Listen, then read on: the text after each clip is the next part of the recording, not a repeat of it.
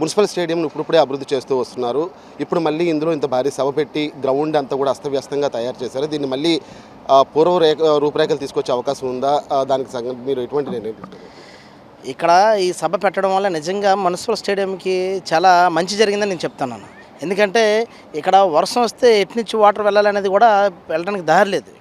ఇక్కడే ఉండిపోతుంది వాటర్. ఇప్పుడు మేము సభ పెట్టడం వల్ల ఇదంతా కూడా క్రషర్ డస్ట్ అదంతా కూడా మేము సొంతంగా వేయించి ఇదంతా కూడా చక్కగా ఏర్పాటు చేస్తున్నాం.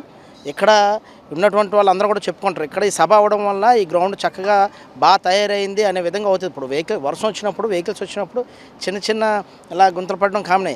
ఇదంతా కూడా క్లియర్ చేసి ఈ గ్రౌండ్కి పునర్వైభవం కంటే ఇంకా చాలా చక్కగా అందంగా అయ్యేటట్టు మేము చేస్తాం. సార్, ఇప్పటికే వైసీపీ నాయకులు కావచ్చు, లేకపోతే చిన్న స్థాయి కార్యకర్తలు కావచ్చు, విశాఖను మున్సిపల్ స్టేడియంలో అంటే ఒక అరుదైనటువంటి ప్రాంతం, ఆ ప్రాంతాన్ని పూర్తిగా సర్వనాశనం చేస్తున్నారని చెప్పి చిన్న ఆరోపణలు చేస్తున్నారు. దానికి మీరు ఇచ్చే కౌంటర్? చూడండి, ఒక మాట మనం పూర్తిగా గుర్తుపెట్టుకోవాలి.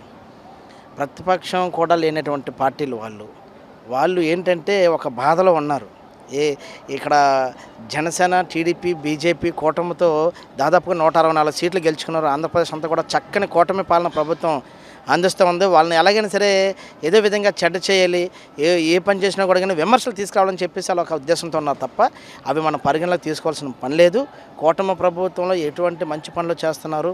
అందులోని జనసేన పార్టీ ఉంటే ఒక నీతి, నిజాయితీ, లాయల్టీ. పార్టీ పేరు చెప్తేనే, జనసేన పార్టీ పేరు చెప్తేనే ఒక లాయల్టీ.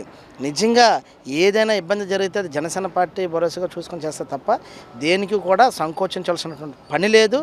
That is Janasena.